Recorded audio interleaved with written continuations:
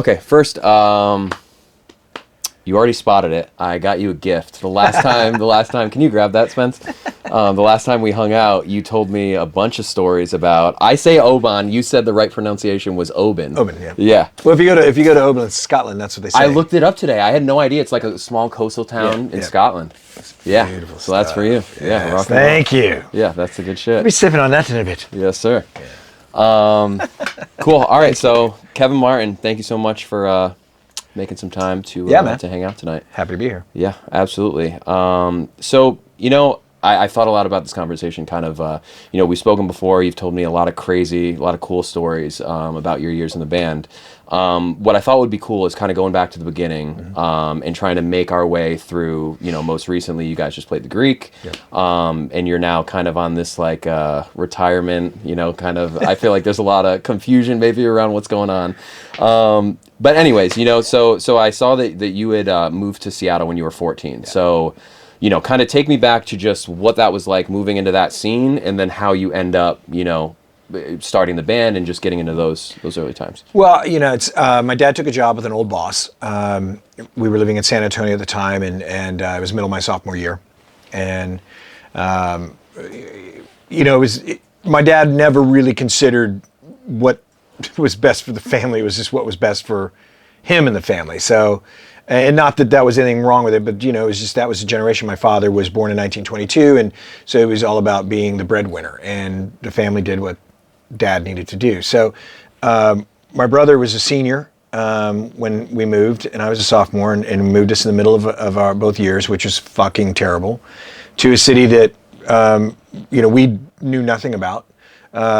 And I think Mount St. Helens had just gone off, and it was really kind of like, why are we moving to the Pacific Northwest? And so I was my main influence at that point was punk rock music, because the scene in San Antonio at that time was predominantly punk rock. Really? That's what I loved. So and metal, like real dark metal. Yeah. So I moved to the city that I knew nothing about, and I got off the day I got off the plane. It was January 24th or whatever, and it's pissing down rain, and I got a skateboard in my hand, and I'm like, well, that's gonna, fuck this up for me. So it rained for 6 months straight. I was, pissed. But the interesting thing about it was the first week of my school, my brand new school, I met these two people, John Stunts and Sarah Wall, who became my best friends. And they're like, listen, we're going downtown to Guerrilla Gardens, and we're going to see this punk show tonight. Would you like to come with us? And I was like, I don't even know you. And they're like, well, we're the only kids in the school that you're going to hang out with. And they were right. I mean, I moved to this little island called Mercer Island, which is in between Bellevue and Seattle, separated by like a quarter-mile long bridge. So I went downtown with them, and we saw this band called Mace, which was a metal band. Dave Hillis actually was the guitar player, and Dave produced or engineered Temple of the Dog, and he engineered Pearl Jam 10 and a lot of those records. And Dave was like the guitar player in the band, and they were this amazing thrash metal band. And I instantly realized that, I'm in an environment that I'm going to really enjoy. And from that moment on, every chance I got to go downtown to Seattle to see a concert, Metal Church, The Accused, of course Bam Bam was one of the first punk bands that I saw, and then I saw Soundgarden as a three-piece with Chris was playing drums. So that all happened like in the first 6 months I moved to that city. Wow. And so, I think that my experience at that moment was that I'm in an environment that's going to be very influential and inspirational to me. I was a drummer. I was playing in a couple punk bands, and I really felt like the city kind of understood me, as did the community, because it was a very interesting musical community at that time. Of course, all those bands were about 4 and 5 years in age older than me. So when I started working at Fluvog Shoes, right around my 17th birthday, which is downtown on First Avenue, that's when I started meeting all the musicians, because Susan Silver was my manager of the store, and she was the manager of those bands.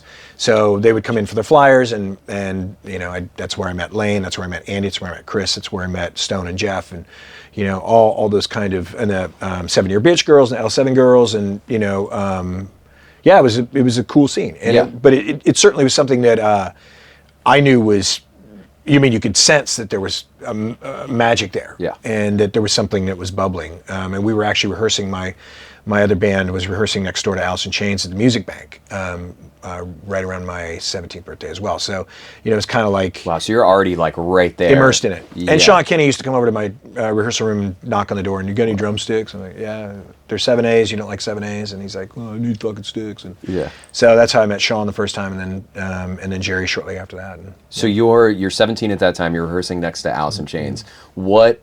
I mean, are you guys? You're obviously in the band then before Candlebox. How does Candlebox start? I guess. So I got a phone call from Scott Mercado.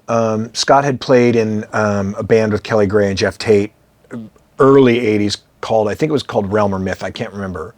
And that was long before Queensryche. And Scott was working with this guy named Rick Vaughn, who was an engineer at Reciprocal Recordings with Jack and Dino and a bunch of those cats. And Scott's like, look, we're doing this thing, and you know, we need a singer. Would you come be interested in singing? And I was like, well, I'm not a singer, I'm a drummer. And he's like, yeah, I know, but I've heard you sing at parties and stuff. And we had crossed paths throughout the years at just, you know, college parties or whatever. I would sneak into these, you know, places as a teenage kid, but and so I was like, okay. And they were working at the old studio, which became Bad Animals. I keep forgetting the name of it, on 4th Avenue. But it was this amazing. Actually, Deftones did their first record there, before it was Bad Animals. But it just was a really inspiring room, and it was old, and you know, I think that Ted Templeton had worked there at some point, so it had like great history with rock and roll. And they played me some of the songs, and I wrote lyrics, and I did like 3 songs with them. They actually ended up on a bootleg years later. It was called Burning at Both Ends, and they were like those 3 songs. I was like, how the fuck did they get a hold of those, you know? Yeah. But somebody had the CD and burned it and put it on this bootleg. But yeah, and that's how it kind of started.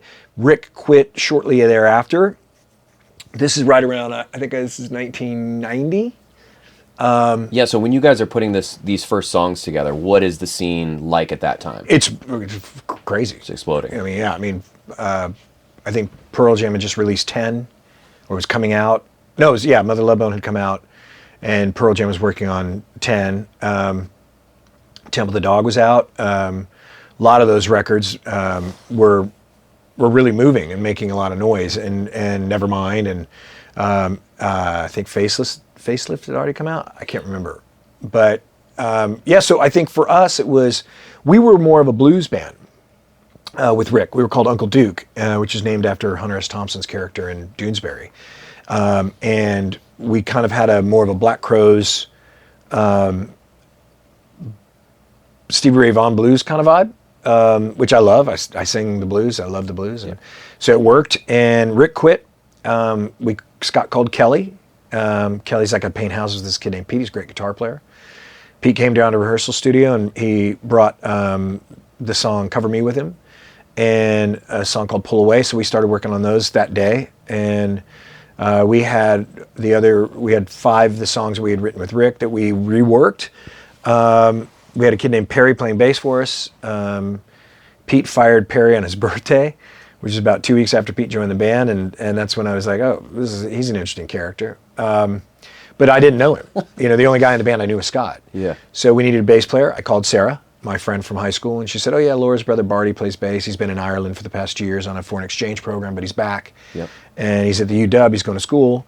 So I called him, and he said, yeah, I'll come down to the studio. And he came down and jammed, and he brought the bass line for Far Behind and You with him that day. Gotcha. We wrote those songs that afternoon, and we played 5 or 6 shows over the next 3 months, and then we went to the studio Easter Sunday of April 92. And yeah. So are you, when you're going through those different players, you know, he fires a guy, blah, blah, blah, you're writing those songs. Mm-hmm. Is that as Candlebox already, or are you still under We were still Uncle Duke. Gotcha. Yeah, we hadn't decided on the name Candlebox yet. We didn't pick that name until Barty joined the band. Gotcha. And then shortly, maybe January of '92, we sat at our manager's house, and we're like, we got to pick a name for this band. It's Uncle Duke's not going to work, because we weren't blues anymore. Yeah. We were rock and roll. And I was going through some lyrics from Peter Garrett from Midnight Oil, who's one of my favorite artists and songwriters. And I found this line where he says, "Box didn't like candles." He was talking about the Aboriginal people Yeah. in Australia. And I was like, that's pretty beautiful imagery, Candlebox. So we used it, and we thought we were just going to keep it for a minute, but then it stuck. Yeah. We made the demo that Easter Sunday at Robert Lang Studios out in North Seattle, and that kick-started everything for us. Yeah, so take me through that. You record these songs. You kind of just breeze past the part where you write these songs that have now lasted, how many years? Well, the interesting thing is, like, we didn't really finish them. Like, Gotcha. we were writing. We're not the most prolific band. That's why there's only fucking 8 records over 30 years. It's writing with Barty, Pete, and Scott was difficult because their indecision was just rampant. Like, it was like, just make a fucking decision on the chord. Like, I'm trying to write lyrics here, So we actually recorded songs that weren't finished and finished them in the studio. So we had 7 ideas. We had 2 solid pieces. I didn't have the second verse for Far Behind, but I had all the lyrics for You. So the second verse of Far Behind, the whole version of Far Behind is a one-take vocal. I made up the second verse thinking that I would come back and fix it. And Kelly's like, no, it's done. It's right. So, there's a lot of stream of consciousness that happened with that first demo tape, which ended up becoming the 2 songs from that demo on the record. We couldn't redo them and make them better. So we kept the demos for the album. So how are you in the studio at this point? Like, what is the business side of the band like? There's no business side of the band. There's just, you guys are... Just making music. Yeah. Yeah, just thinking that, we had to have a cassette tape to get shows. And that's what the goal was, to play shows in the city. Because the promoters wouldn't book you at the OK Hotel or Rock Candy or the Off Ramp unless you had a cassette tape to give them so they could listen to it. So if you didn't have that, you could play at West Seattle, you could play North Seattle, you could play the East Side, any of those places, because they just wanted bands. Yeah. But if you wanted to play Seattle proper, you had to have this fucking, you had to have some sort of cassette tape. So that was kind of the initial goal of getting in the studio, was to be able to just go play shows. Yeah. Yeah. I mean, really, and I don't think, I think when we did Far Behind, we knew that we had a special song, but I don't think we knew that it was going to be, a million selling single. That's my question always. Like, when you're in the moment, from what you can remember, like, are you feeling that song is the one that's going to go? No, I didn't. I thought it was going to be, I thought You was going to be the biggest song on the record. But, I've never picked the singles for Candlebox. I've never thought that the singles that became hits were the hit songs. Mainly because I wasn't a writer that way. I was used to playing drums. Candlebox is the first band that I wrote lyrics and sang songs for. Wild. I didn't know that. No, I did. I sang in like my buddy Neil or Aaron had something for a while, but it was like a Roxy Music kind of pop thing, and I played drums for that, but then I sang like, some of the choruses and stuff. Yeah. But I was never like the lead singer of the band. Yeah. So this, I got stuck with this gig, 35 years ago. Yeah. And I've been trying to quit ever since. So. Yeah, right on. Yeah. So take me through now. You finish that batch of songs. When do things start to get serious? You pick the name Candlebox. How does it begin from there? We get invited to open for Sweetwater, which is a band from Seattle that was really, really respected. They were kind of the second coming of the Seattle music scene. They were a bunch of friends from high school that were called Sister Machine Gun prior to that, when they were like freshmen and sophomores, and they changed their name to Sweetwater, and they would sell out every show, and so they asked us to open. And we went on before a band called Easy, and I guess we killed it, because the next show we played was sold out on our own. Wow. We played the Ditto, and then we started getting invited to play at the OK Hotel, the Central Tavern, Rock Candy, the Off Ramp. Wow. And then we did the BMI showcase, which was in September of '92, and that's where they put us on first. They're like, we have a slot that goes from 7 to 7:20. Doors are at 6:30. We're like, fuck, no one's going to be there. Of course, everyone was there because Fire Ants was on the bill, which was Brian Wood, Andy and Kevin's younger brother. Brian's band was called Fire Ants. They were amazing. Green Apple Quick Step was on that. Sweetwater was on that. Best Kisses in the World was on that. Blood Circus. Like, there were so many bands that played the showcase for BMI, Yeah. And they put us on at 7. We had 20 minutes, and we fucking destroyed it. And we got invited down to LA from that, and that's kind of how it started. Something you just said that I thought was interesting, the second coming of the Seattle scene. So at that point, when you're playing that opening gig that you guys, killed, are the other bands that people associate with the Seattle scene, are they now already gone and kind of off on their own tours? So what is that? That's something I've never thought of, that once the bands, everyone talks about the Seattle scene, but once the bands leave the scene, like how does that next wave, I guess, come? Well, the fans, the kids just loved, Seattle was, it was, it was visceral, man. It was a incredibly vibrant city, and it was a town called city, I should say. And so no matter where you fucking played, if your band was remotely good, it was packed, because people just knew that they were going to see the next band. And it's like, the first time I saw Nirvana, and it was when Chad Channing was playing drums, and you just were standing there going, fuck, who is this guy? Like, this is insane, Or the first time I saw Mother Love Bone, or any of those bands.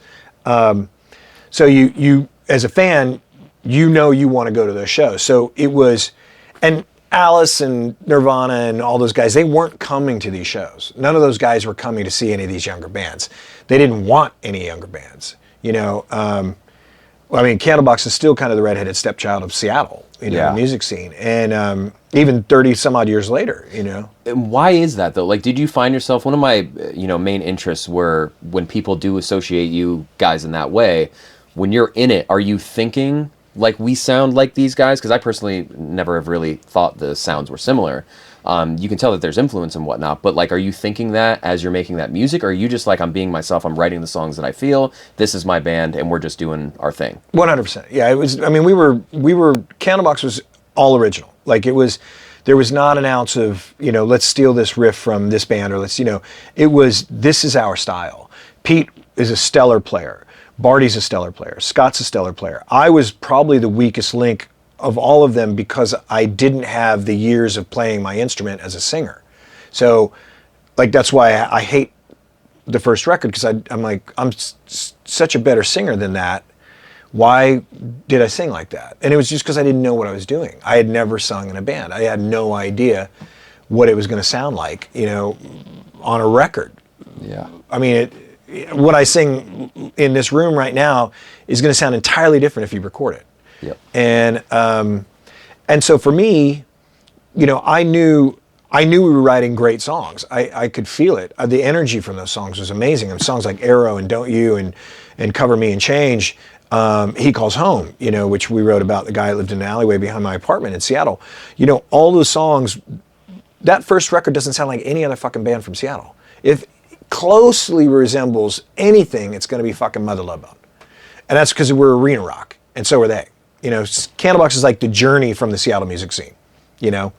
And so we had that kind of influence where we loved big guitars, and we loved big solos, and we loved, drum fills and movement and bass lines and big soaring vocals and shit like that. But I don't think there's like maybe 2 songs on the record have harmonies, or 3. I don't even, like, the rest is just like one voice, like, Zeppelin or something, just 4 guys making music. Yeah. And so I think, and all those different, Barty's style was so different than Pete's, and Pete's was so different than Scott's, and Scott was so different than mine. Scott's a Pete Gadd guy, or Steve Gadd guy, and Pete was David Gilmour meets, Tommy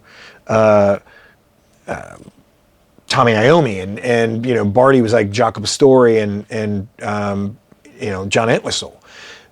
And then I'm like Otis Redding, Robert Plant, and fucking John Lydon, and Henry Rollins. And I was like, what? That's all of the shit thrown in there, So we were like a big pot of fucking stew, with all the ingredients thrown in.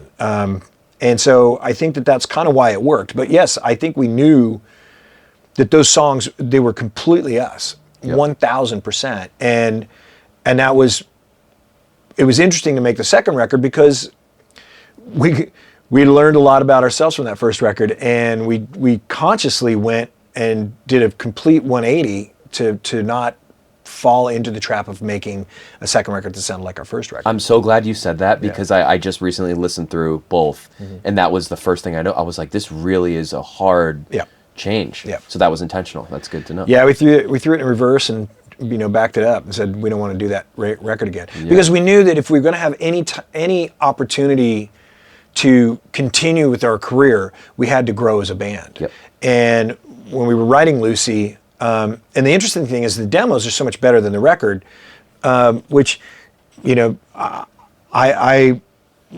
bugs the shit out of me because I fucking love the demos, but I hate the album. And I have people come up to me and say, how can you hate Lucy? I love Lucy. I'm like, because you weren't there making it.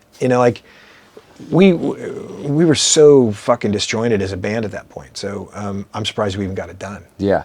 So that first record, just kind of timeline wise, you do those demos, and then does that get turned right away into the album? Like, does the label come around and say, like, let's make this the album? Or did you guys do the album yourself and then go and sign that deal? We had done, so the demo tape had 8 songs on it, 8 or 9, I think it was. No, it actually had 10 songs. And when we met with Maverick, we had already started writing Arrow and He Calls Home. Like, we'd already written those songs after the demo tape was done, the cassette tape. So when Maverick was like, okay, what else do you have? We went into the studio and made those demos recorded in my buddy's studio. It was called Second Nature, and my buddy Kent's place. And we had to turn those demos in to let Kelly make the record. So Maverick wanted to make sure we had more than what that cassette tape was, which we did. We had another 7 or 8 songs. So, and they also wanted Kelly to prove, which was weird because the cassette tape sounds amazing. Yeah. I mean, obviously Far Behind and You are from that. And then, we just took the 24-inch or 24-track tape and loaded it on the Studer at London Bridge and remixed it to make it kind of match the record. But so that was kind of that was what Maverick made us do. And so we did that, I think, was that January? Yeah, we did those demos in January, and then Maverick was like, let's make the record. And we went in the studio in February, we made the record in March because we had an April Fool's joke on Scott, and then the record, this is how fast Maverick turned it around. So we did April Fool's on Scott.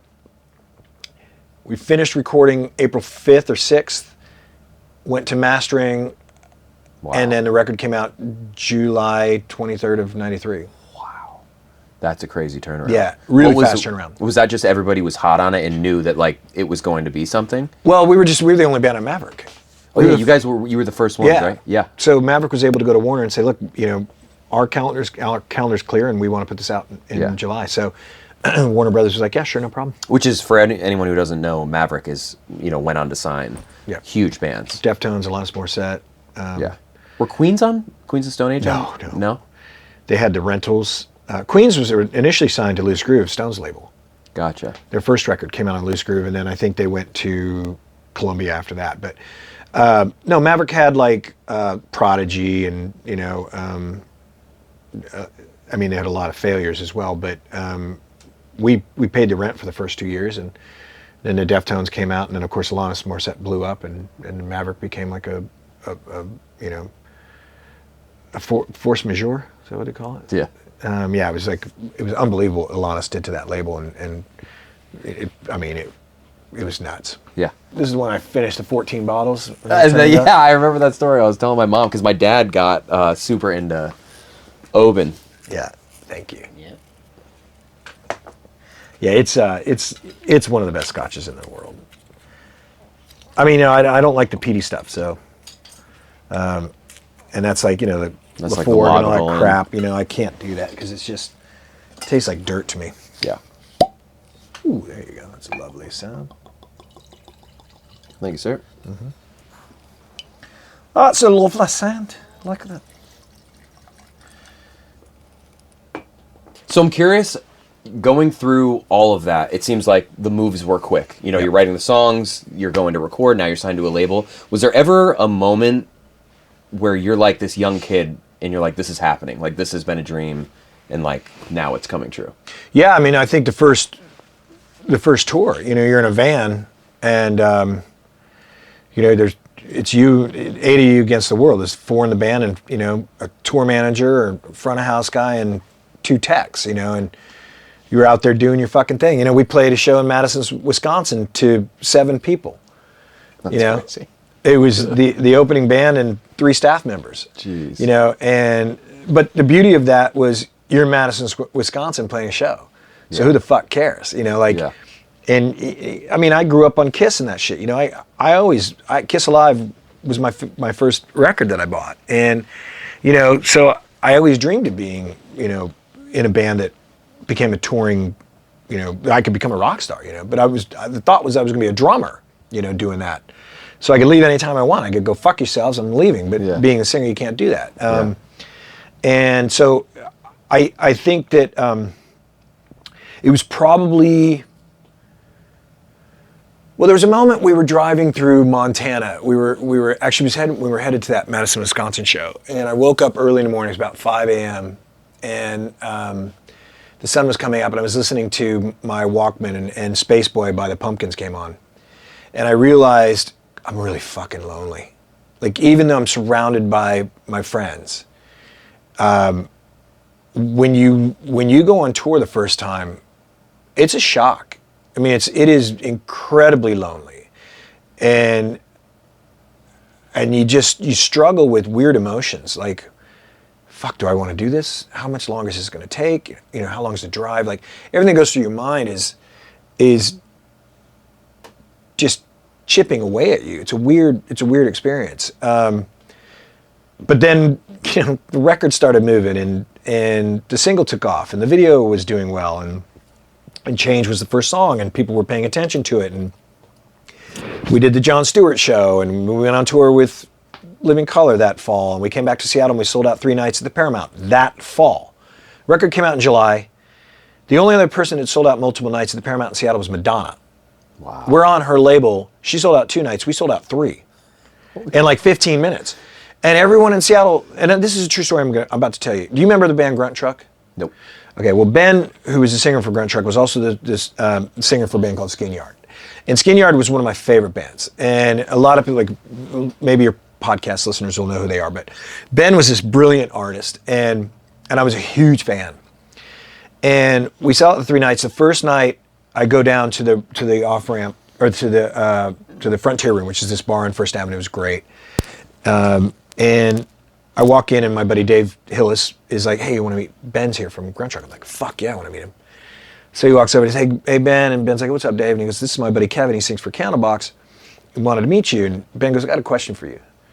I'm like, "Yeah, what's up?" And he goes, "How the fuck did you sell out 3 nights at the Paramount?" I go, "Dude, I have no idea." He goes, "Me neither."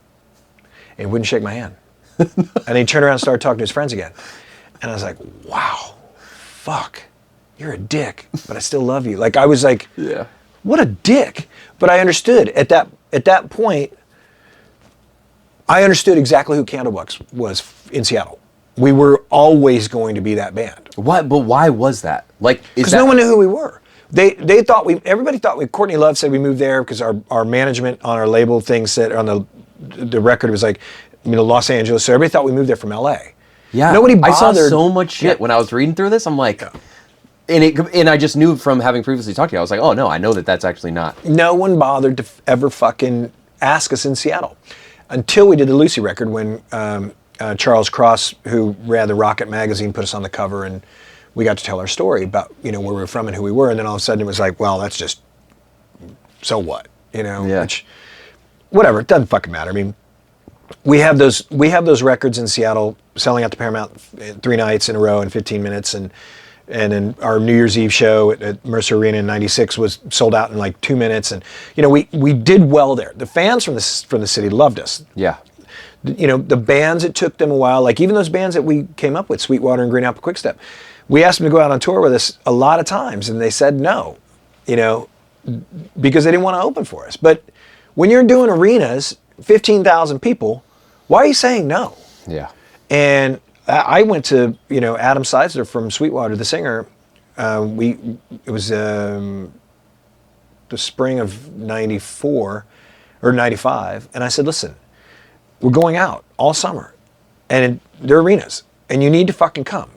People need to hear your band. You gave us a shot. You gave us our first big fucking gig. I'm offering you 65 huge fucking gigs for your band. So put your fucking ego away and come out, because we love you and we're friends and you should come on the fucking road with us. But there was a lot of that shit, you know. There was a lot of that for Candlebox, and you know, it sucked, but whatever. I mean, my life's been amazing. Yeah.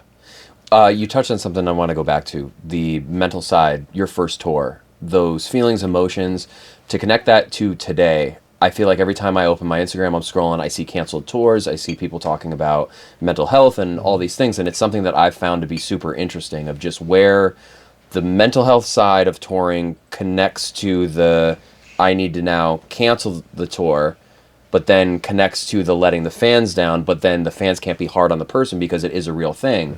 Do you have any thoughts on, maybe, is there a difference between when you guys were touring versus now, or like why have these things, have canceled tours become prevalent? Well, I mean, now I think it's mainly because social media is just so, it's so fucking controlling of your life. And, you know, back when I was touring in the 90s, you didn't have to worry about any of that shit. We were the most faceless fucking successful band out of Seattle. No one knew what we looked like. I would go out and watch the opening. I would go out and watch Flaming Lips when they opened for us in 94, from the fucking like 10th row, standing there with people, and no one knew I was fucking the singer of Candlebox. So it was great. Yeah.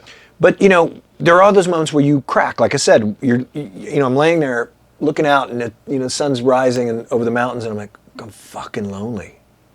And I think that the difference is back then you didn't have the pressures of having to appease your fans.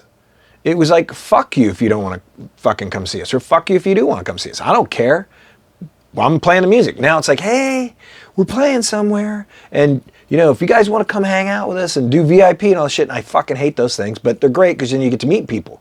And if anybody's watching this that I just saw on the VIP stuff, just understand what I mean by this is, when you book these things, a lot of the times what it is it's so ridiculously expensive that I think it's dumb that anyone would pay $125 to take a fucking picture with me and have me sign some shit.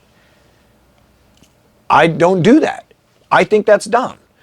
But people do it, you know, and that's a mental fuck for an artist, because you're meeting 100 people in 30 minutes, and you're doing this, and you're taking, can I have a hug? Can I tell you my story? And, you know, and then you're you know, they bring up things, emotions, like, you know, I'm on my second, you know, series of chemo, and your music gets me through it, and you just, you know, it fucking breaks your heart, because you know that person so deeply wants to meet you and tell you how much you mean to them. Not even realizing that when they tell you that, it's gonna fuck me up. Like that is hard for me to take. To know that something that I've done allows this person to live. It's amazing, or it gets them through whatever they're struggling with, or I got clean because of you. But then that's like, what about me? You know, what did I get from this? Okay, yeah, I got paid and all that bullshit. But still, 32 years I've been touring, and I'm fucking tired. I'm away from my family. My son's 16. I missed, you know, God knows how many fucking years of his life. I never missed his birthday or my anniversary with my wife. But still, you know, that's a really hard fucking thing to hear. And so, you know, and I snap in the middle of tours. I snapped in the middle of this last tour with Bush and Jerry. I said to the guys, I woke up one day and said, don't anybody fucking talk to me today. I need as much space as you can give me. That's crazy to, You know? to after so many years. It's like it's still right there. Yeah. Not crazy, but It's hard. Just, yeah. And it's because you don't know why you're there. I don't cancel shows because I know I'll survive it. I don't struggle with depression. I don't have an ego. None of that shit. So I don't have those kinds of, that emotional baggage that I think a lot of the young kids today do. And the reason that I think that a lot of these artists are canceling shows is because they've grown up in this environment where they have to be on display. They have to display their lives. They have to display their music. They have to display what it is they're doing at home. They have to constantly be fucking posting shit about their lives because they're trying to get people to pay attention to their music. I don't care. I gave up caring a long fucking time ago. So if you like my music, great. If you don't, and you hate the last record, then don't fucking listen to it. I mean, I don't know what that means, and I don't know why I have that. But then I get nervous before every fucking show. I'm standing on the side of the stage and I'm nervous, and I'm, and the guy's like, it's gonna be a great show. And I've got this kid, Connor, who works with me. He's our assistant tour manager and our merch kid. And, he grabs my shoulders again. He's like, you're gonna be great. I love you. Don't worry about it. And that settles it down. But your fucking brain, you're going out to sing to 5, 10, 15, 20,000 people, whatever the fuck it is, 500 people, 5 people. What happens if it doesn't work? That was going to be my question, is can you pinpoint the thing that makes you nervous? It's something that I've started to do in life. About when I get nervous about something, I try and really zoom in on what is making me nervous, and then try and your voice. Yeah, because just sounding like shit. You feel like it's going to, and it's, you can't change these strings. You can buy drumsticks, you can buy drum heads, you can buy guitar strings, you can buy new guitars, you can buy cables, you can buy pedals, you can hide behind all of that. But this is the most naked instrument in the world. And in the way I sing, I'm all over the fucking place, man. There was an article written about us, about a show we played last year with Three Doors Down. It said, the precision of Three Doors Down is blended with the chaos of Candlebox. And that is, when Candlebox hits the stage now, we are complete chaos. I have no idea what I'm doing. We know what the set list is. I fuck it up every night. I fuck words up. I laugh at it. We all have fun on stage. I don't fucking care. I'm there to do what it is that I love doing. Yeah. And I have an absolute blast. We covered Thrice Hurricane in Phoenix, and it was the most fucking exciting moment of my life on that fucking tour. And I love touring with Bush and Jerry and Bones UK and Tim Montana. That was a great tour. But singing a song by another band that I fucking love in front of 20,000 people that didn't know who Thrice was. Hopefully 20,000 of them do now. Yeah. Because we fucking killed the song. Yeah. But that was, and then I got to sing with Gavin, which was fucking rad. And I sang with Jerry, which was amazing. And, those are the moments that, I want all of that. But that is once or twice on a tour. Everything else is this, dude, it's mundane. It is, you wake up, you don't know where you are. It might be noon, it might be 10, it might be 7 a.m., whatever the fuck it is. And you're going to sit around and wait for 4 hours until you do sound check. Then you got meet and greet at 5:30. Then you can't eat any dinner if you're a singer, because you're going on at 7. So you got to wait, and then catering's done at 7:30 when you're on stage. So you got to get off stage, you got to figure out, maybe there's a food truck or whatever after the show. And then you eat something, and then you drink, your whiskey, or if you're sober, you don't, you do your thing, and maybe you play a video game, then you go to bed. And it's the same thing the next day. It's Groundhog Day, right? It's just a different town. Luckily, we changed the set list most nights, so we have something to look forward to. But it's a really fucking hard life. And that's where the mental instability comes in, is because you can't live that way. We are not supposed to be routine. We do it, everyone does routine.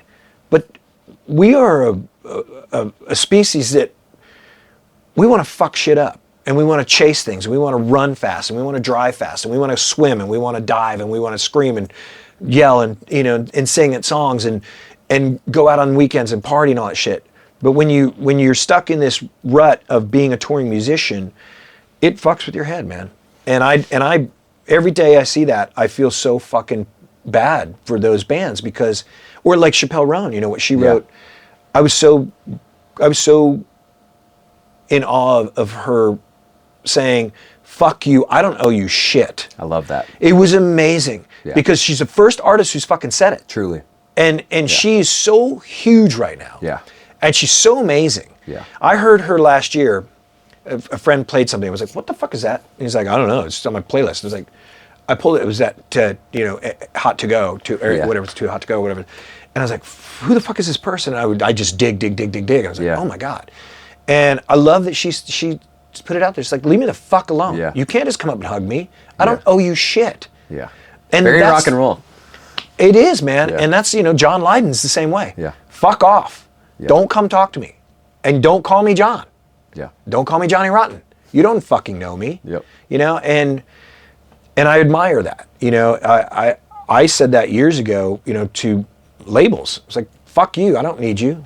Leave me alone. I'll make my own records, you know, because all you're going to do is trying to control it. And I, you know, it's like I keep trying to retire, and I probably will, you know, but I mean, I was done last year, and then I got the phone call that Jerry and Gavin wanted me to come out and do this run with them. And I love those guys. I've been friends with them a long time, and I'd never had an opportunity to tour with them.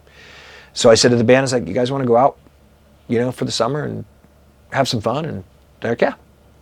I mean, my band will go with me anywhere. I love these guys, you know, my brothers. But you know, like I said earlier, I had a meltdown on the bus, and I was like, don't fucking talk to me. I can't have any conversations today. Is there a perfect scenario, or if it's you're with other bands that you similarly, you know, as those guys would want to go with, like, is there any perfect scenario that makes you not feel that way, where if you got that call, you would keep going? Yeah, if I got to fly to every show with U2, you know, or the Rolling Stones, and I'm playing, you know. Yeah. I mean, that's the thing. Like, when you get to that level, right, you're flying to the show at 4 p.m. You walk up, somebody's already checked your shit, you go do your fucking show, you get back on the plane, you fly to, if you're hubbing out of, if you're doing the East Coast, you're hubbing out of Nashville. If you're doing the West Coast, you're hubbing out of LA. And you're in your hotel room at, you know, midnight, you're asleep by 2, you're waking up at 2, you're on the plane at 4, you know, and you actually, you can have some sort of normalcy, right? Or a normal lifestyle.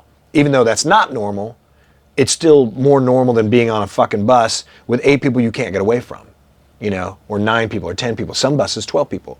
And you can't get away from them, right? No matter where you go, someone's going to walk on the bus. You might decide you want to take a nap in your bunk. Someone's going to slam a door. Like, you know, there's no... That's crazy. And that's what really is... It's the lack of sleep. It's the lack of rest. It's the lack of emotion that you get from yourself, because you're giving so much of yourself. And how does that actually feel? You're through the day, are you feeling kind of like, whether it's just annoyed or low, or you haven't had sleep, and then does it ramp up right before you, like the adrenaline kicking, and then it's like fun, and then you get off stage and you're like, fuck. Yeah, the adrenaline is, I mean, I've often wondered why, you know, people did cocaine, and I never enjoyed it. I did it like one time when I was young, and I was like, fuck this, who's got the acid, you know? But it's got to be that rush. That's got to be why people love cocaine, because the minute I step out on stage and I grab that microphone and I say the fucking city's name, I'm in. I'm completely in, and I don't know what the fuck's gonna happen. I'm going to trip over something. I might fall off the fucking stage. It's happened. I've tripped over monitors. I've tripped over guitar players. I've fallen into drum sets. I don't care. I don't know. But I'm in. I'm completely in that fucking moment. And then I turn around and I look at the clock. Oh, fuck, we have 10 minutes left. How many songs do we have? 2. Oh, we're good. Like, I can connect to that. But then we had a show where I freaked out because I thought we were supposed to be off stage at, you know, 7:15, and I'm looking at the clock and I was like, fucking 7:12 with 3 minutes, fuck. You know, nobody came. 7:20, dude. Not one of my crew guys. And I went after the show. I was like, your fucking job is to come to me when I'm freaking out. Like, I just hit the mic.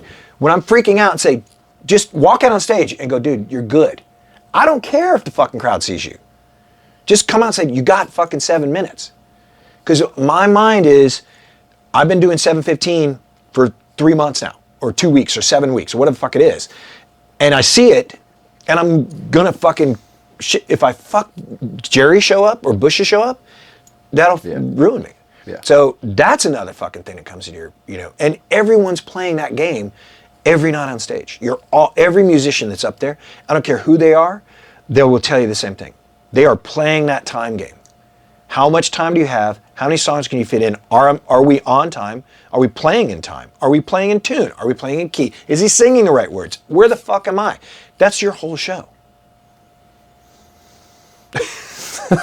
And we're back. You know, I mean, I'm just saying. No, I totally, I mean, I love this stuff because I think a lot of people, even myself, right? I see a canceled tour and it's like, I want to know, because you see these same paragraphs of like, oh, we're sorry we had to cancel these dates due to our mental health. We have to take care of ourselves. But you never hear from the artist, like, this is exactly what it feels like. I feel like the general public, you know, people buying tickets don't always understand what's kind of behind the scenes or how the band ends up. Well, there's the funny meme that says, you know, yes, the band that skips your town hates you.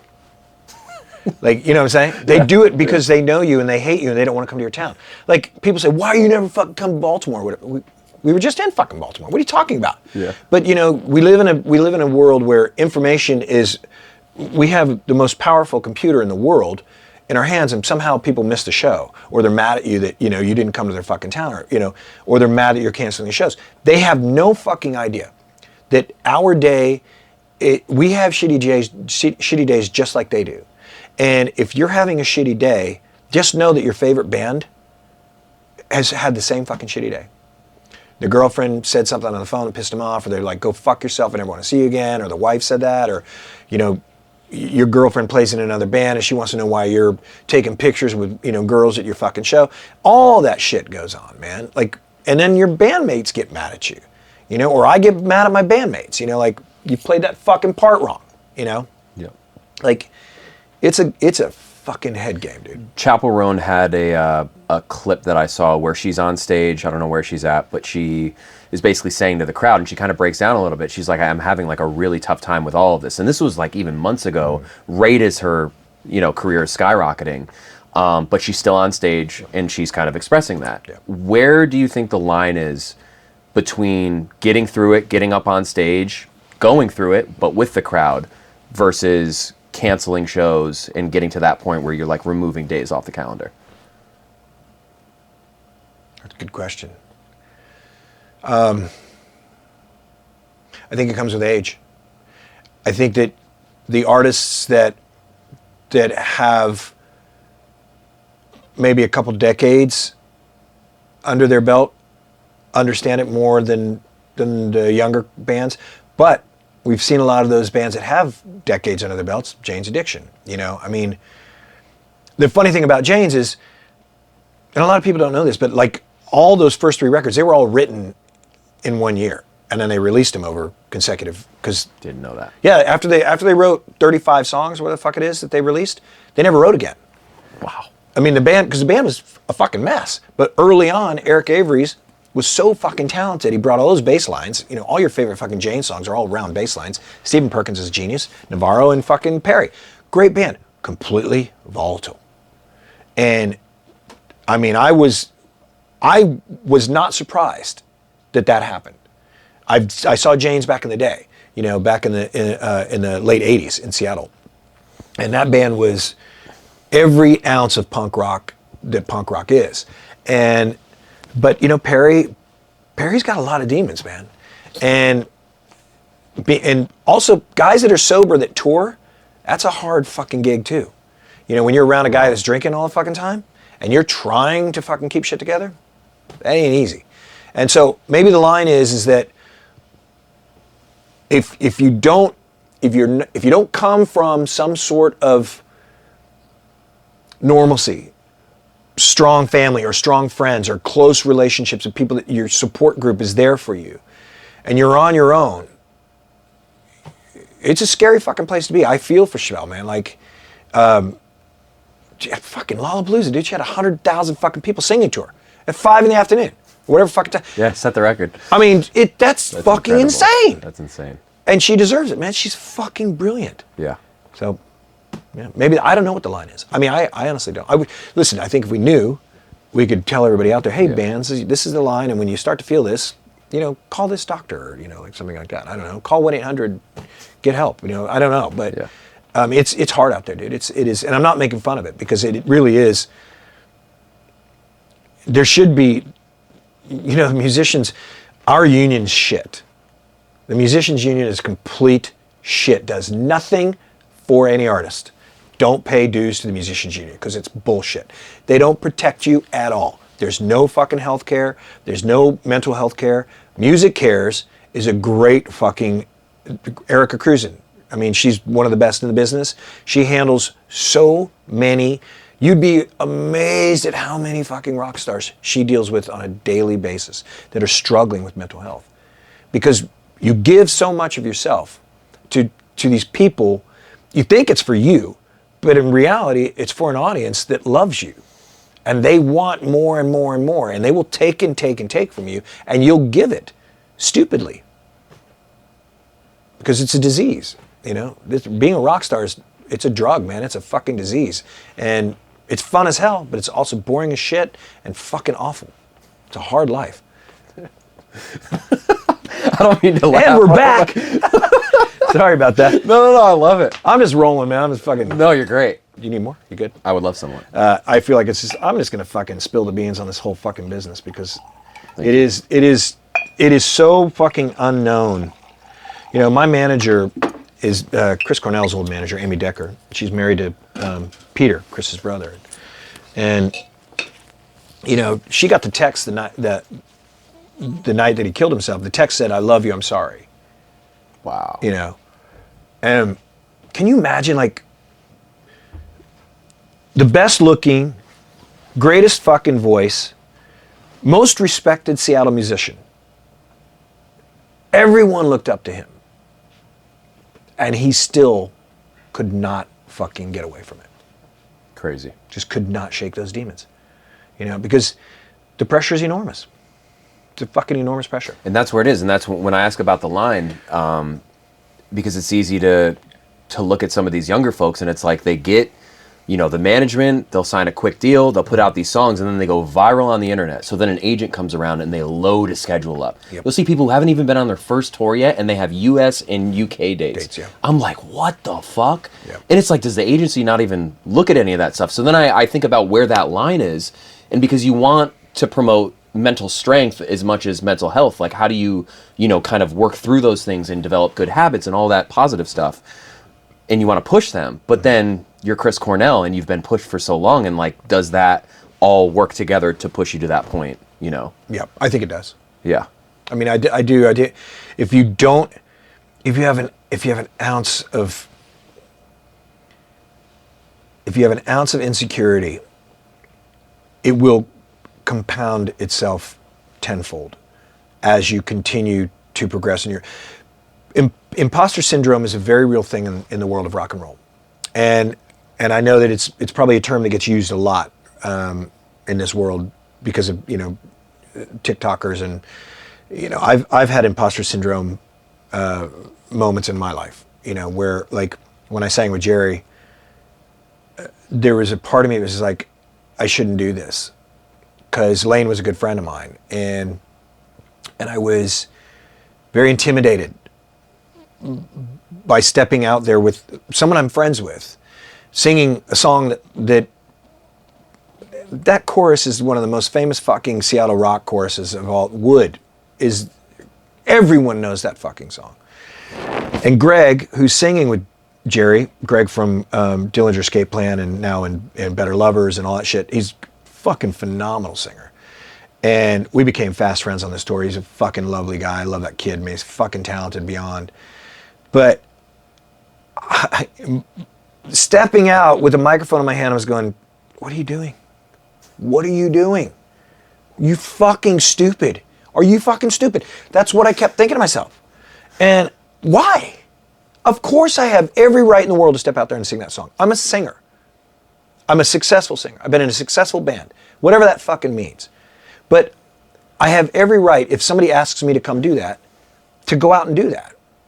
But my brain, the imposter syndrome, just goes, dude, you're crazy, man. But why is that? Why are you telling yourself? Because you're fucking mental, man. Your mental health is, you can't control it. Yeah. Once the brain starts moving, the heart pumps it. The anxiety comes in. The heart starts going bum, bum, bum, bum, tenfold. bum. And that's what I'm saying. Yeah. It compounds itself. And then, luckily I shake it. I don't know how the fuck I shake it. Probably because I'm drinking whiskey before I go out there. So I'm probably buzzed when I step out anyway. So I'm like, you know. But then I had fun. I sang it. But then I got off stage and I went to the bus and I was like, fuck just happened. And I literally sat on the bus. I texted everybody. I was like, can I just have 30 minutes? alone. Like, like, Yeah. I don't know if you've ever seen Mr. Mom. No. It's a great movie. It's Michael Keaton, and one of the best scenes is when his son, they want to get rid of his whoopee, his blanket. And so Michael Keaton's like, it's time. And so they throw it in the fire. He says, Dad, can I have a minute to myself? And it's the funniest thing because he's 8, whatever, 7 years old. But he needed that minute to just, I just got rid of my security blanket. And I think that was what happened to me. Was my security blanket was, my comfort zone is Candlebox. And I just threw that security blanket in the fire when I went out and sang with Jerry, one of my friend's songs. And it was a very, I don't even know if I can explain the emotion that I had. It was just so fucking surreal. I'm trying to understand where that's coming from. Is it the song? Is it the band is different? Is it the expectation that, some random fan is having, and you're thinking in that moment what they're going to think? Or is it just, it's all that? It's all that. And it's like, again, it's, because I don't have an ego. I don't go, hey man, fucking Candlebox. I will introduce myself to people at parties. Hi, I'm Kevin. I never say what band I fucking met. I met Billy Idol the other night at that Billy Morrison thing, and I was like, hey Billy. Somebody's like, oh, this is Kevin, and I just shook his hands. Kevin Martin, nice to meet you.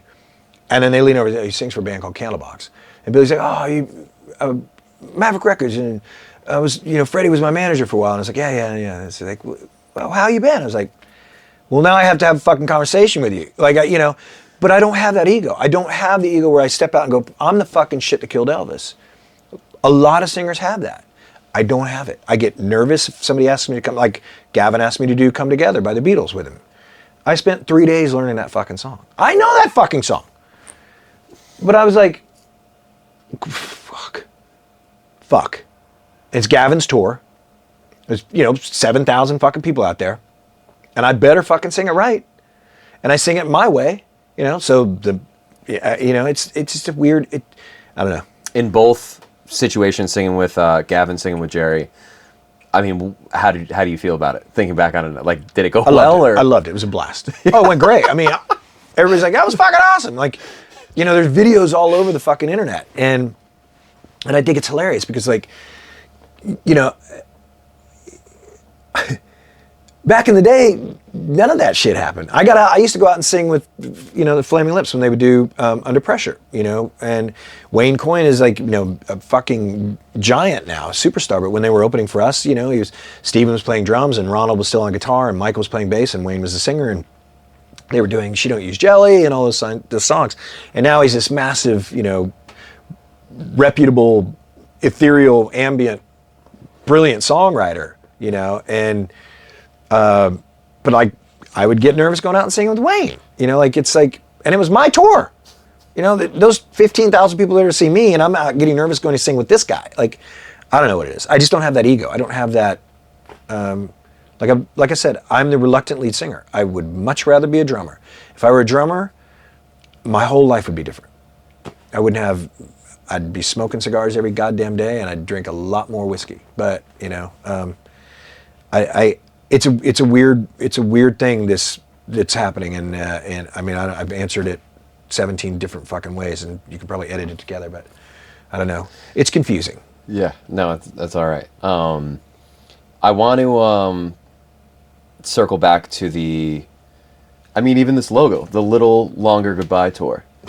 It's like hearing all of these stories from you, these, kind of you going on stage and you second guess yourself, but then you have great shows and like it's so thrilling. And then, even with the hardships of touring and all of that, like, is there a part of you is there something you could figure out, whether it's writing new songs or like anything that reinvigorates you? Or is it truly, it's been so many years, like I have to step away for a little bit? It's my family. For a while. It's my family. I could write another record right now. I had a blast writing the Long Goodbye record in Nashville with all those young artists and my band guys. I mean, it was, and the reason was we zero fucks. We're going to write this record. Don't care if anybody ever listens to it. This is our album. And we wrote it as a band. Island, Brian, Adam, BJ, and myself. And And then the lyrics I wrote with a bunch of young artists in Nashville, because I was reading over what I was writing. I was like, I have said this so many fucking times, and the thesaurus just does not have another word for me. And so I called Don Miggs, my producer, who I fucking love. He's amazing.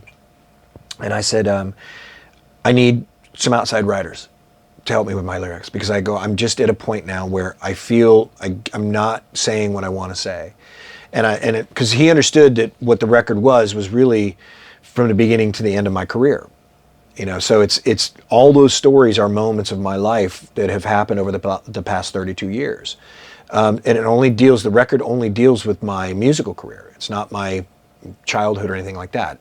So he understood what I was looking for, and he brought in Nick Brown from Mona, who I fucking love to death. He's a brilliant songwriter, brilliant lyricist. John Lutzy, Ryan Sorstad, this kid named Chief, and a girl named Claire Davis. And Don is a writer as well. And they went through and said, well, I would say it like this. What about this? And then the kid Ryan's like, hey, I got this title I want to use for a song. He's like, no one's keen on it. And it's like, what is it? He goes, Cell Phone Jesus. Like, oh, fuck. Yes. Because I've got a story about why I want to use this Cover Me as a song that was written about a conversation with God. 3 different conversations. And I was like, because if you could call Jesus right now, what would you say? What would you ask him? Hey, dude, can you fix the fucking world? What? And because everybody's got a cell phone, so why doesn't Jesus have one? We should be able to fucking call him, and so, I look at things that way.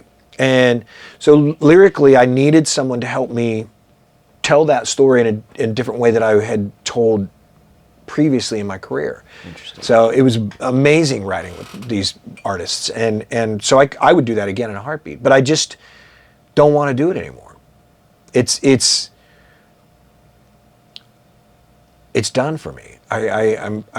I miss my family so much when I'm gone. Like when they come out on the road, I'm the fucking pig in shit, man. I'm so happy they're out there with me, and my wife's an absolute fucking blast, and she's funny as hell, and everyone loves her, and the guys, their wives come out and everybody loves them, and we have a great time on the road with those people. But there comes a point for I think any musician where they should stop. A lot of them don't. I'm just done. I saw REO Speedwagon at the Forum. Yeah. That dude is very old. Yeah. And it's just like they're just still going. Mm-hmm. And that's something that I always think about. Like, how do you know, is it smart to pull the plug on something? Do you just keep going until you're Ozzy and you're like still announcing shows and there's just like one too many and you're like, there it is? Or Aerosmith or something like that. Yeah, look, I feel for Steven. Steven Tyler's one of my favorite singers, and they, God knows he did not want to fucking have to go out the way he did, because he's very proud of his voice, and he should be. Fucking monster singer. I toured with him. The guy's fucking unreal. I've had a lot of people say on this tour that I'm at the top of my game and that I can't stop. That's when you stop. Remember when Jordan, now I'm not comparing myself to Jordan, but you remember when he came back and it wasn't great. Yep. He was still great. He was still the GOAT, but it wasn't great.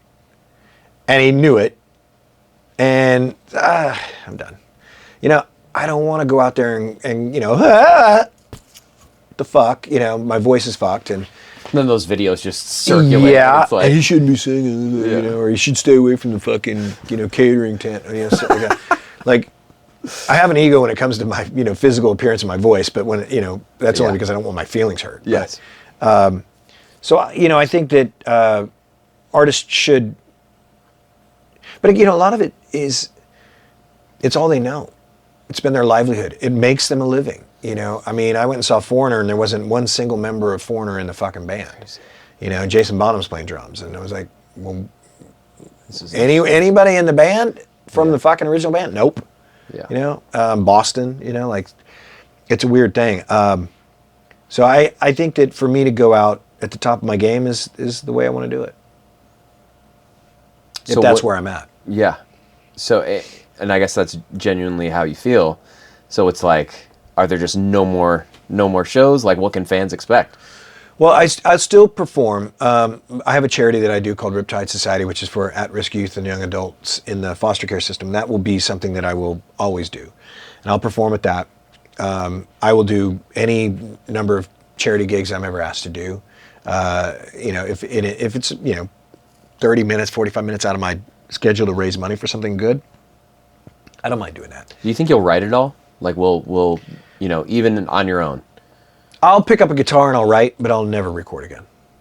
I mean, the 30th anniversary of Lucy comes out next year, and part of me wants to re-record the record because I hate it so much. I was just gonna say because and I want to bring it up to the guys because we're actually the original band. We're playing the halftime for the Seahawks San Francisco game in Seattle on the 10th of October, and I'm going to bring it up to them because I know that Round Hill would pay that. But I want to do it differently than the album. I want to go back to the demos. I want to get back to that sexy vibe we had on the first record that Lucy doesn't have. I don't know if the guys are capable of that. I've been making records for 30 fucking years. So I don't know if that's even something that would happen. Would I ever release a new record? No.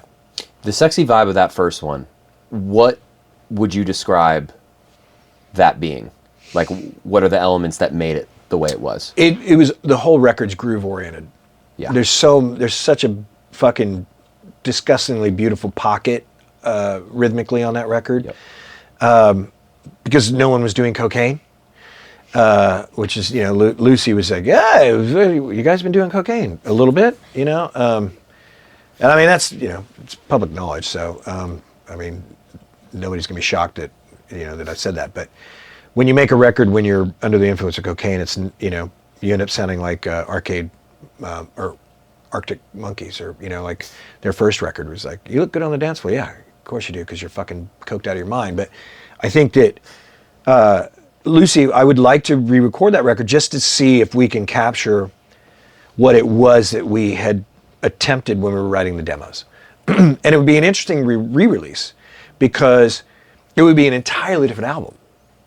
Incubus just did that. People would be like, wait, these are the Lucy songs? Interesting. Yeah. So I'm going to bring it up to the guys, and I mean, maybe this podcast comes out before then, but they might hear it. But I'm going to bring it up to them. And if that's the case, we'll do that. We'll do it in Seattle. We'll do it with John Plum.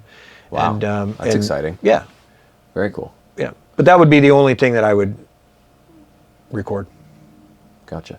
I mean, Morgan Rose was up my ass in fucking Homedale, New Jersey. He's like, come on, motherfucker, got to do something. Because we have that side project called Le Projet. Gotcha. And he's like, let's finish the album. I'm like, dude, I'm done. He's like, fuck. Gotcha. Love you, Morgan. So I want to just get into a final bit. A lot of the people I've been speaking with, it's like, I want to hear about your stories, but I also want to find a way to kind of bridge this gap between the people that are coming up and kind of your experiences, and then where those two worlds can kind of collide, whether it's advice or whatever. So as far as, I know you have your opinions about social media, about the industry right now.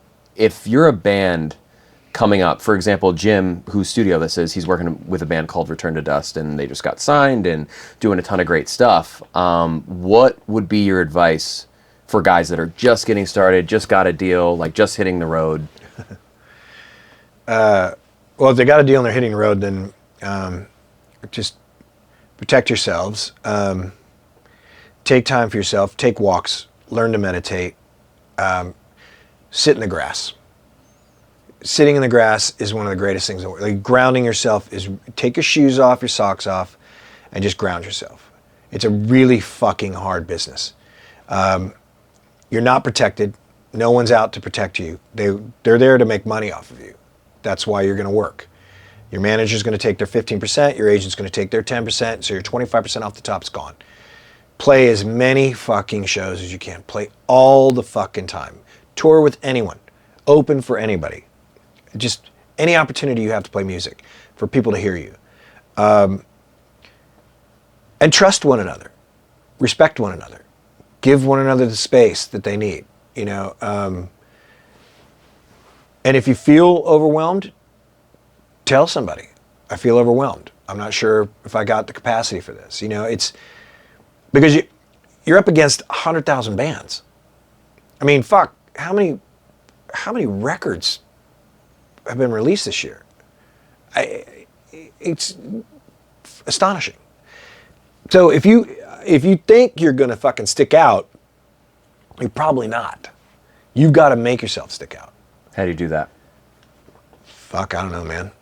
Follow the Cage the Elephant book. You know, I mean, Matt's a brilliant fucking performer, great songwriter. That band's unreal. I love Cage. Coin's another one I fucking love. I don't know. You have to lose yourself, man. It's like fucking Eminem. Lose yourself in the moment. Don't fucking think about it. If the music's moving you, and don't try to dance like, you know, some other asshole in another fucking band. And, you know, by the way, any bass players out there, if you want to be cool, just watch Paul Simonon from The Clash. There's not another cool fucking bass player in the world. The coolest fucking bass player ever, and no one has copped his style. I don't know why. If I was a bass player, I would dress like him, I would stand like him, I would play like him.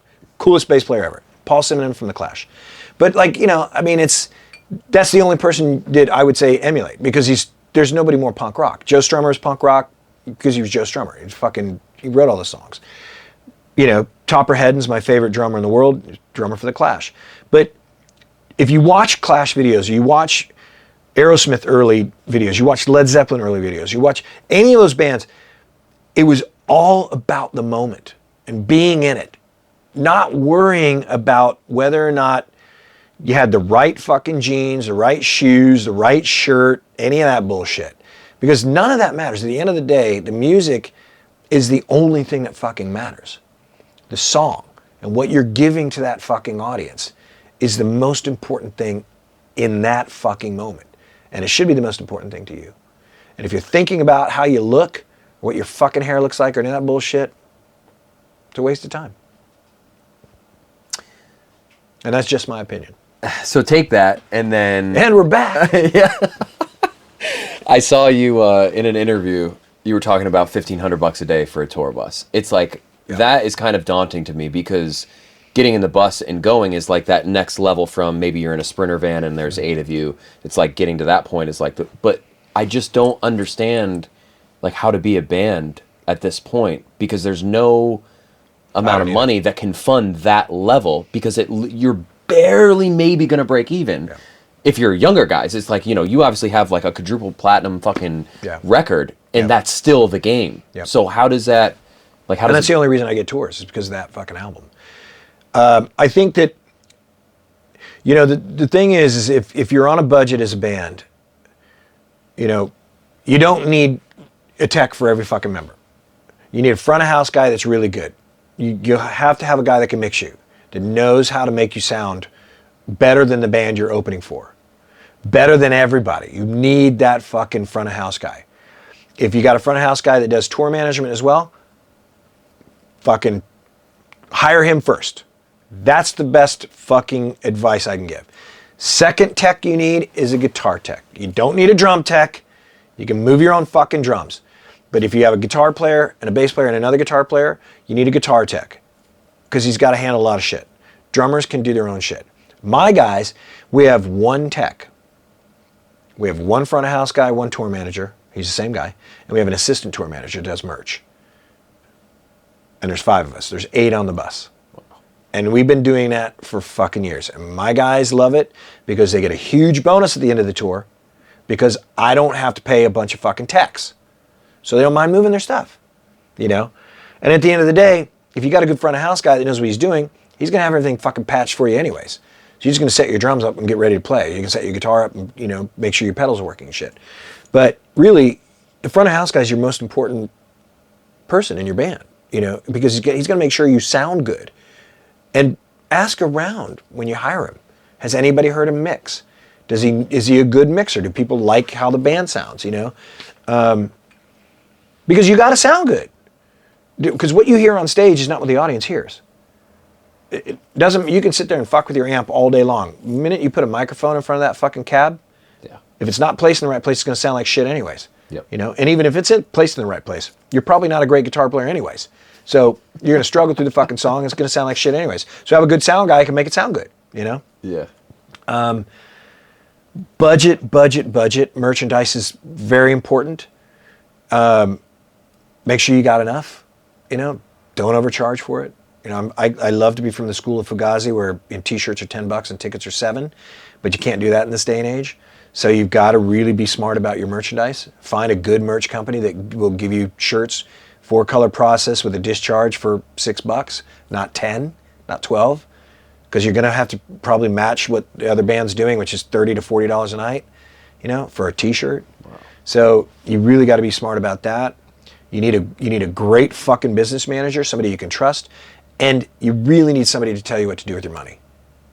Because if you don't have anybody protecting the money that you're earning, if you end up starting to be successful, that money has got to last you, because your career's not going to last forever.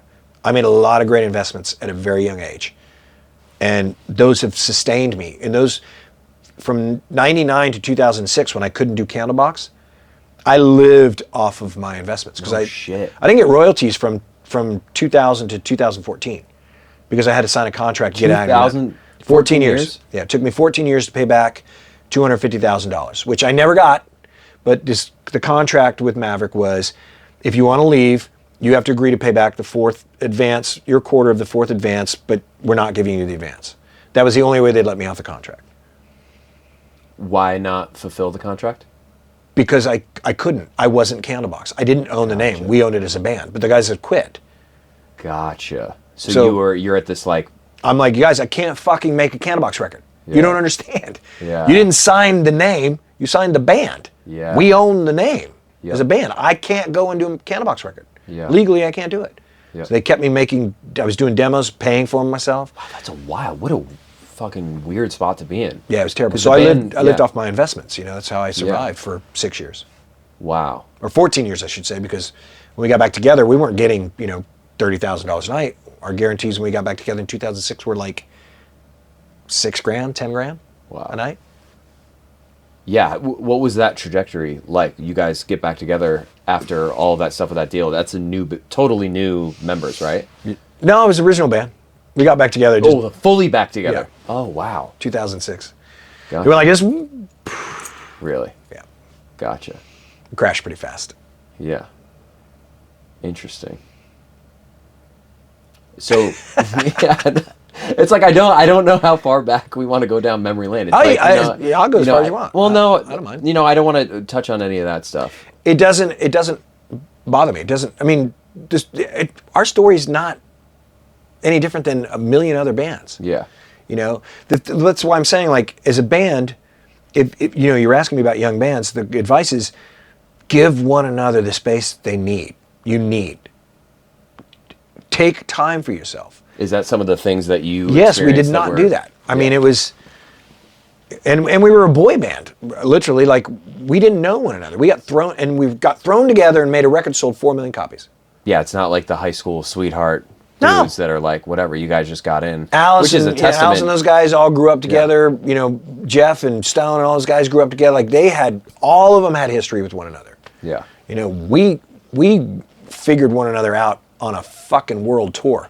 That's and crazy. Figured out we don't really like one another. I was about to say emotionally, just as what I know about just being friends with dudes, it's like, right away. Yeah. And if that doesn't match, and then you got to go do another, that's crazy. Yeah. Damn. So were a lot of those years rocky at all, or was that when drugs start to kind of enter and like it amplifies fucking things? Year one was rocky. Year 2 was rocky. 3, 4, 5, 6, 7, 8, 9, 10. Rocky as hell. Damn. Like, it was... dude, it was... we were a fucking train wreck as a band. Yeah. We should never have succeeded. I don't know how we did. Great songs, I guess. I mean, still going. Yeah. Your last show was very well, recently. but I'm the last guy. Yeah. I mean, here's another example. We're doing this Seahawks thing, right? Yeah. This is an example of Candlebox is a dysfunction. We have to do a medley. It's 6 minutes. We get to halftime, 6 minutes. We get offered this in June. I call the guys. I'm like, listen, it's before you know it, it's going to be on us. So can you guys figure it out while I'm out? Because I'm singing the songs. I know them. I do them every night. So it doesn't. Two of you have to relearn some of these. Pete, You got to fucking put it together. Time goes on. September comes around. I'm like, hey, where we at? Oh, I haven't worked on it. So you're going to play national television in front of 80,000 people in Seattle. When are you going to work on it? So then we get on a conference call the other day, a Zoom call. They're all talking. They're going, oh, you know this part where it goes, da, da, da, da, da. I go, guys, no. Okay, we're not going to go da, da, da, da, da. We're not going to use melodies to describe how we're going to go into these songs. I go, why don't each one of you who all have Pro Tools put together, we're going to do Cover Me, You, and Far Behind. You put together your version of how you think it will flow, and it's got to be 6 minutes. It could be 6:05 or it could be 5:58. Doesn't matter. Put together the version and send it to us. Even if it's chopped together, doesn't have. We will figure it out in rehearsal, but at least we can get an idea how it's going to work. Yeah, okay, cool. I'm like, I'm going to go home. I'm out running errands. When I get home, I'll send it to you. I go and get on GarageBand, chop, chop, chop, send it, text it to them. Pete writes back, dude, this is awesome. Nothing for Barty or Scott. Still no reply. This is the dysfunction that started 32 fucking years ago, and it's still going on. You're fucking gonna play in front of 80,000 fucking people. Figure it out. You're not that fucking good that you're gonna pop out there and figure it out on fucking stage in front of 80,000 people. That's crazy. But this is the shit. And this is I mean, this is the dysfunction. I love them. Okay? I started a band with them. I've grown to become their brother over 32 years. But for fuck's sake, put a little bit of effort into your career that has made you millions of dollars and is about to reignite you in front of 80,000 people and a worldwide televised audience that's going to watch this.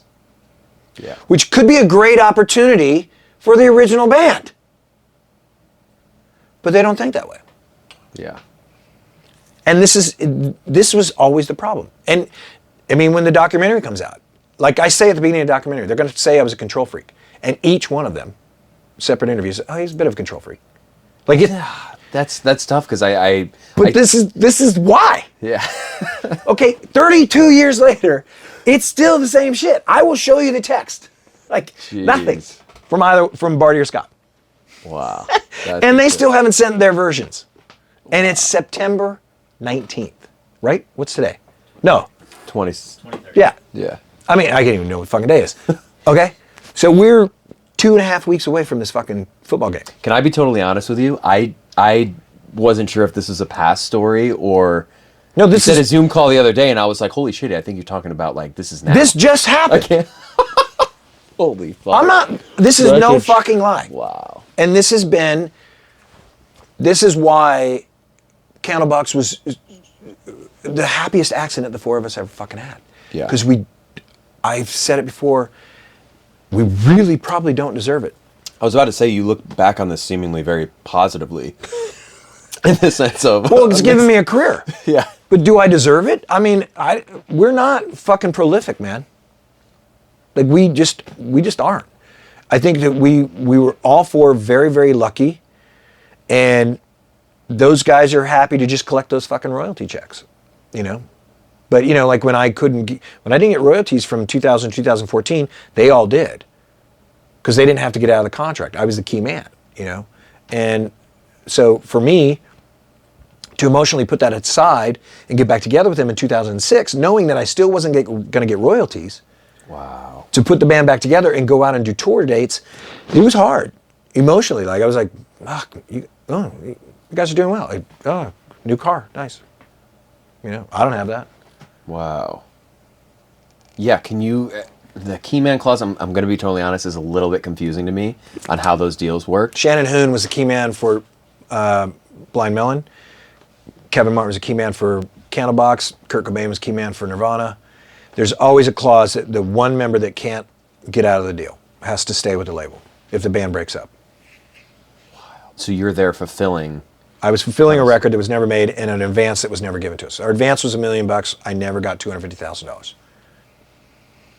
But I was fighting with the label I told Madonna to go fuck herself on the phone, and I got terminated the next day, but I had to agree to those terms to get off the deal. It's an understandable consequence to that. Yeah. I mean, listen, she understood.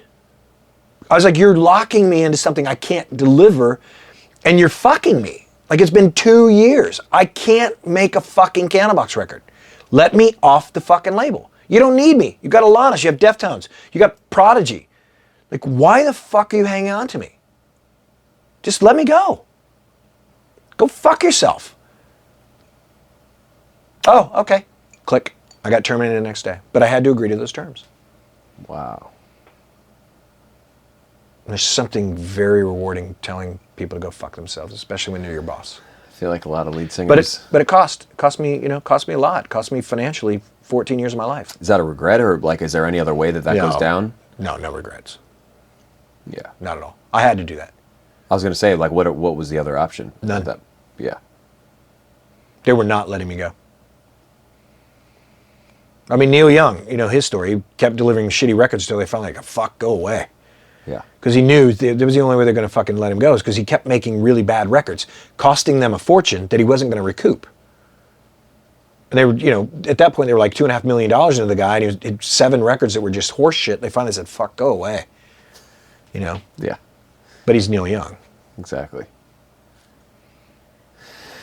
I don't know where to go from here, to be honest. It's been a pretty interesting career. Yeah. No, it seems like it. It's been real. It's been fun. It hasn't been real fun. Yeah. I mean, is there anything at all you're like, I wish I did differently, or that there's any moments that? Yeah. I mean, of course. I think I wish that I had forced Maverick Records to stop us when we were making Lucy. I called. I said, we're not ready. This isn't going well. The guys are fucking not showing up. I mean, I was recording songs by myself with Jonathan Plum, the engineer. Wow. Because the guys weren't showing up. I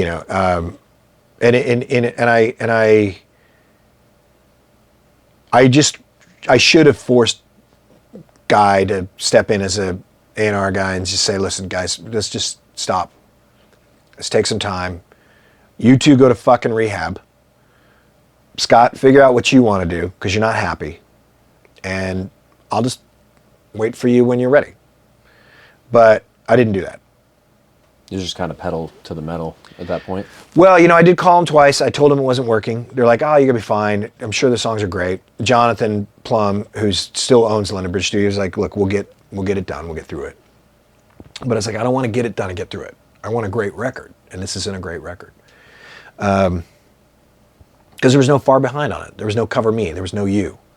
So you're cognizant of that in that time. Yeah. And you're still, I guess the bar kind of gets set at a point, and you're like, I got to live up to where that's at. I mean, listen, Butterfly Reprise is a fucking beautiful song. It's an amazing track on the record. I think Simple Lessons is a fucking cool song. Understanding, there's so much fucking buried in that song. God, there's so much buried in that fucking song.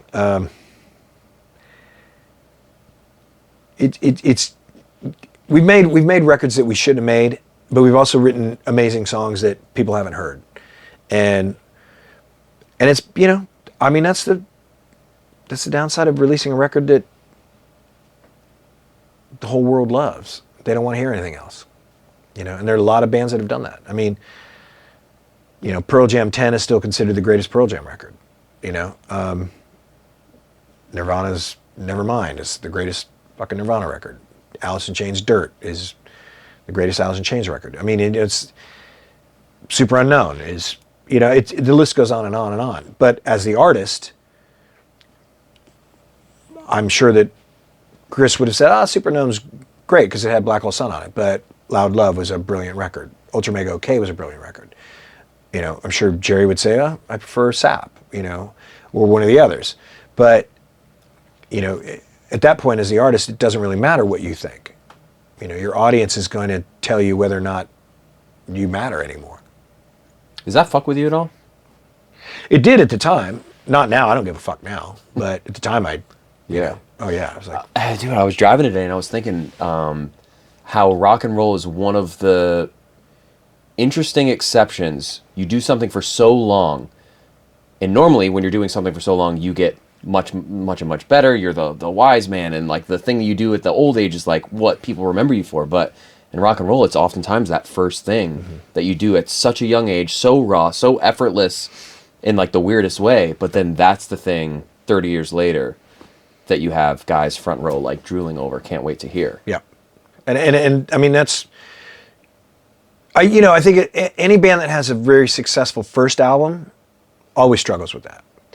Most bands' first records that are still bands now, U2, Led Zeppelin, whatever, or Led Zeppelin band, but their first record wasn't the best record. They got better as time went on. The problem with the 90s, let's use Gavin with Bush for an example. 16 Stone, Come Down is the song that closes the set. It's from the album. When I first heard it, I knew that was going to be an enormous hit. And that first record is chock full of fucking hit songs. The second record, Steve Albini album, isn't. But it's got cool tracks on it. Greedy Fly, it's got interesting songs. In my opinion, it's a better record. Artistically, musically. But that's my opinion. Maybe it's because I'm an artist and I'm a musician.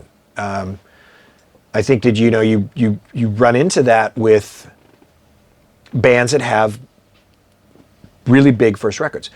In the 90s, it was because it was everywhere. MTV made or broke careers. Like it was, and if you had a great first record, they pushed it so fucking hard for you that when the second record came around, it had to be as good, if not better, or they weren't going to play the videos, and that's what happens. So MTV kind of took that waveform that was going like this, and it was cresting, and they would crash it rather than let it ride. Wow. As they supported you in the first record, but not really feeling this video, so we're going to let this one crash for a bit. What a trip. And then come back with the next video. Let's see if we can, pick it back up. And that happened to a lot of bands, in the 90s, a lot of bands. Like we never did Unplugged, but Live did. But Live really, they're throwing Copper. It's not their first record, but that's their biggest record.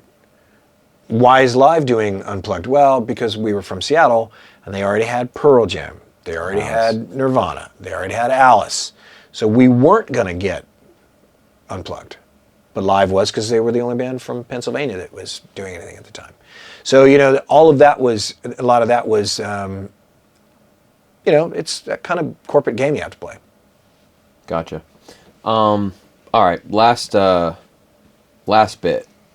Just in terms of the fans, like, do you feel right now that there's an expectation of you that people just don't want you to quit, and like kind of, what do you have to say to the folks that maybe have been supporting you for so long that don't want you to leave? I mean, I think they understand it.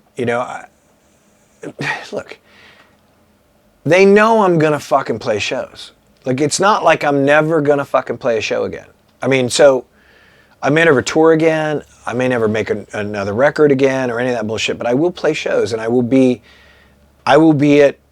Billy Morrison wants me to do Royal Machines with him, and I'm like, God, fuck yeah, man! I love cover songs.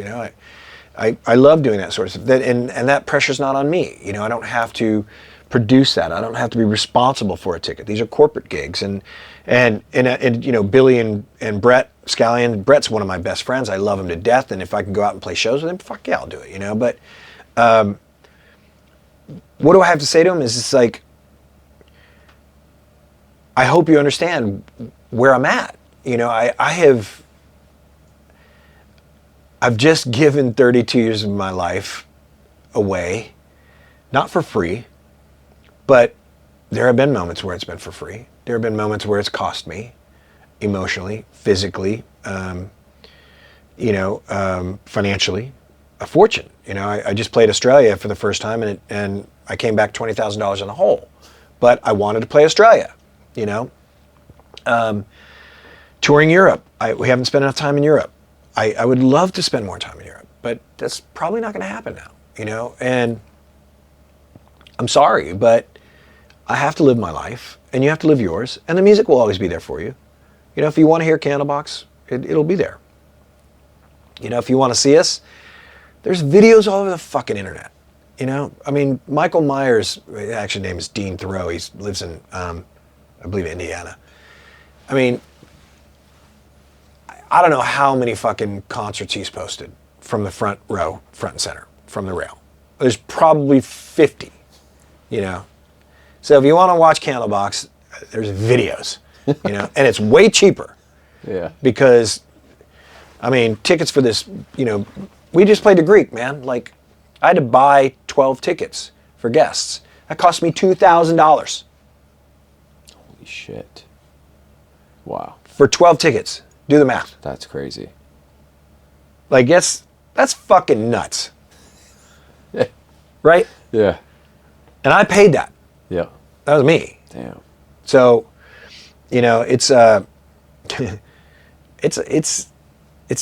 for me to go away, man. I'm just I'm fucking tired. Yeah. And I'm old, and I love my wife and my son, and I just want to fucking be home.